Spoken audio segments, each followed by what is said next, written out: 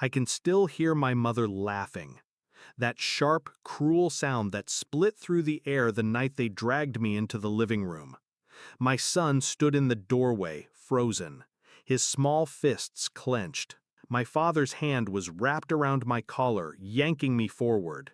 "Let him watch," my mother sneered. "He needs to see what happens to trash." The first hit blurred my vision. The second made my knees buckle. Blood filled my mouth, warm and metallic.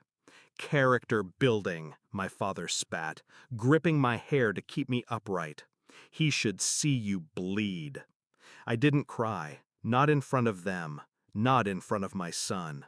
I locked my eyes on him instead, and promised him, without words, that one day this moment would be theirs to regret. Back then, I thought blood meant family. I was wrong. There was a time I trusted them, even loved them. I used to believe their approval was worth chasing. Their cold nods, their rare smiles. When I had my son, I thought maybe they'd change. They didn't. My father saw weakness in kindness. My mother saw opportunity in pain. They hid their cruelty behind discipline, tradition, teaching lessons. I tolerated it for years. For my son, I swallowed my anger. Until that night. The next morning, I could barely move. My ribs screamed with every breath. My son climbed onto the bed and whispered, "It's okay, Mommy. I'll be strong for us." That was the moment something in me shifted. I stopped being their child. I started being their executioner. I didn't scream. I didn't confront. I planned. The first step was distance. I smiled through my cracked lip, played the obedient daughter, and let them believe they'd broken me. They didn't notice the way I started collecting things. Documents, receipts, whispered statements from neighbors who'd heard the fights. I photographed the bruises, dated every image. The second step was the law.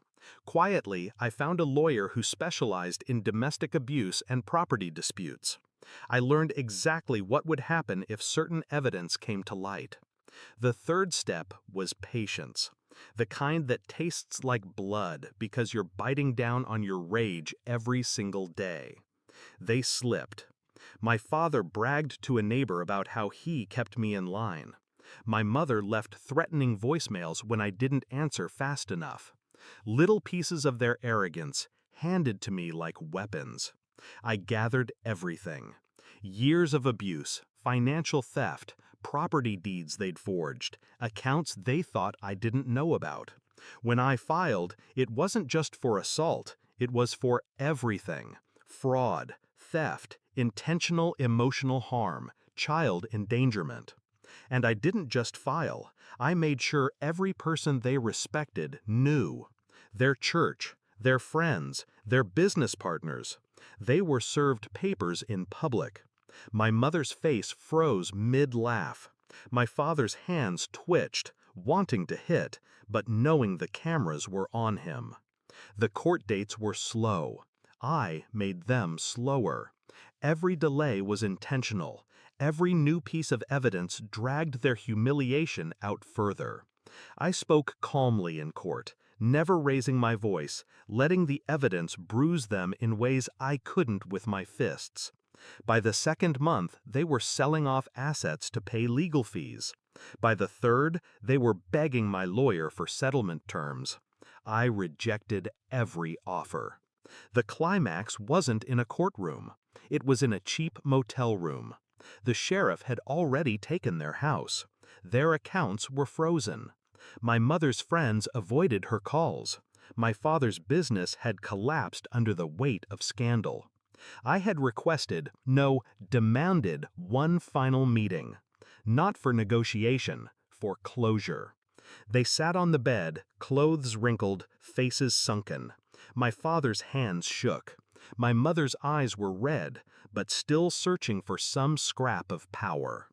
"You've made your point," my father rasped. "Enough." I set a manila envelope on the table.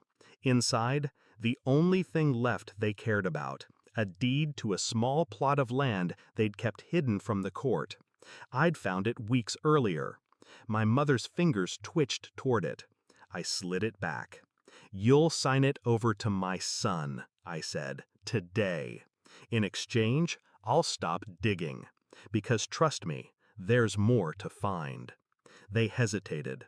I leaned forward. "You made me bleed in front of my child. You told him I was trash. Now you'll watch me build his future with what you thought was yours.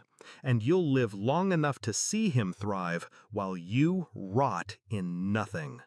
My mother looked away first. My father reached for the pen. They signed. I walked out without looking back. I didn't feel joy, not the kind they'd understand. It was cleaner than that. Justice isn't about screaming victory.